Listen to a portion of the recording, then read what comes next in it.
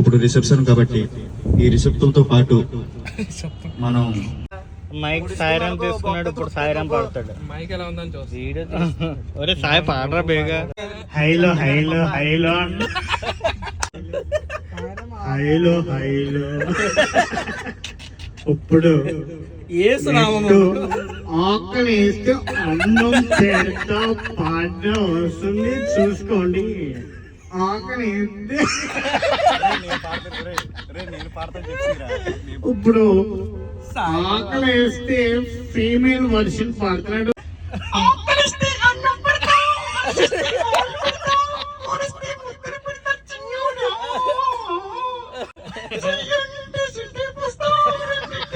కనబడదు కదా బయటికి.